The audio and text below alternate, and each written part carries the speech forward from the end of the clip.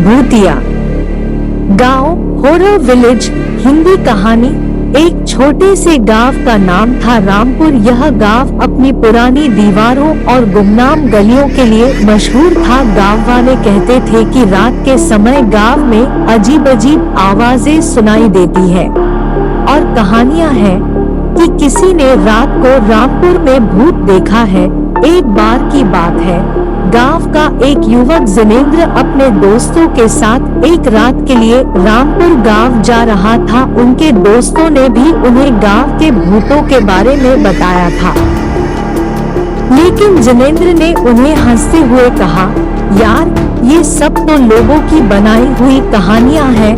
अगर हम डरने लगेंगे तो हमारी जीवन जीने का कोई मजा नहीं रहेगा। गांव पहुंचकर जिनेंद्र और उसके दोस्त ने गांव के बड़े बड़े घरों के आसपास घूमना शुरू किया। गांव छोटा था, लेकिन रात का माहौल कुछ अजीब था। चांदनी रात की चांदनी अलग ही भूतिया माहौल बना रही थी। देर रात हो गई थी और गांव में शांति छाई हुई थी। जिनेंद्र और उसके दोस्त एक विशाल और भूतिया बगीचे की ओर बढ़े। बगीचे में कुछ अजीब सी आवाजें सुनाई देने लगी, लेकिन जिनेंद्र ने उन्हें ध्यान नहीं दिया। अचानक वहां से एक वृक्ष की छाया में कुछ दिखाई दिया। वे देखने के लिए वहां गए और वहां एक बड़ी पुरानी किताब खोई हुई थी। जिनेंद्र ने किताब को उठाया और देखा कि यह एक पुरानी गांव की दास्तान थी। उसमें लिखा था कि गांव में कई सालों पहले एक भूत बसता था जो रात को गांव की सड़कों पर घूमता था। लोग कहते थे कि वहां अक्सर अजीब अजीब आवाजें सुनाई देती थी और किसी ने भूत को देखा भी था। जिनेंद्र ने यह सुनकर भी विश्वास नहीं किया और अपने दोस्तों को भी हंसते हुए कहा, यह सब लोगों की फैंटेसी है, हमें किसी भी भूत से डरने की जरूरत नहीं है।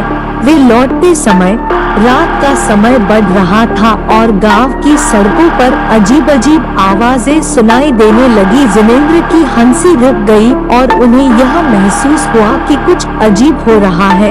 अचानक वे एक अदृश्य शक्ति का सामना करते हैं जो उन्हें अपनी ओर खींच रही है।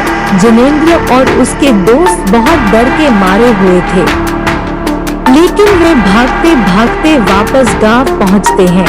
गांव वाले ने उनसे पूछा, तुम्हारी हंसी कहाँ गई? जिनेंद्र ने सब कुछ बता दिया और कहा, हमने खुद देखा है, गांव में कुछ अजीब हो रहा है। गांव वाले ने हंसते हुए कहा, तुम लोगों को भूत प्रेत की बातें नहीं करनी चाहिए, वह सब तो बस किसी की कल्पना है। जिनेंद्र और उसके दोस्त ने सोचा, क्या उन्होंने सच्चाई देखी थी या फिर उनकी कल्पना ने उन्हें धोखा दिया था? लेकिन उनके दिल में कुछ बातें थी जो वे कभी नहीं भूल सकते थे। रामपुर गांव की रातें हमेशा भूतिया रहेगी और जिनेंद्र ने इस बारे में गहराई से समझा है कि कभी कभी हकीकत भी भूतिया हो सकती है।